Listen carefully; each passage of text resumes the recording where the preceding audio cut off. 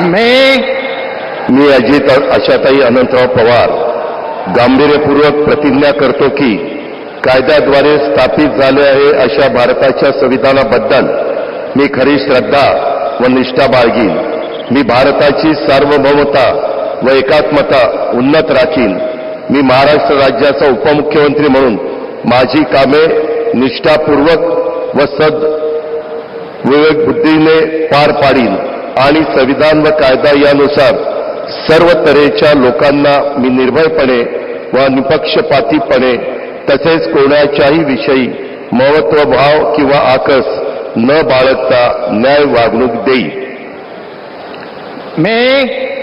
मी अजित आशाताई अनंतराव पवार गांभीर्यपूर्वक प्रतिज्ञा करतो की महाराष्ट्र राज्याचा उपमुख्यमंत्री म्हणून माझ्या विचारार्थ आणली जाईल किंवा मला ज्ञात होईल अशी कोणती बाब असा उपमुख्यमंत्री म्हणून माझी कामे यथायोग्य पार पाडण्यासाठी आवश्यक असेल ते खेरीज करून एरवी मी कोणत्याही व्यक्तीला किंवा व्यक्तींना प्रत्यक्षपणे वा अप्रत्यक्षपणे कळवणार नाही किंवा त्यांच्याकडे उघड करणार नाही.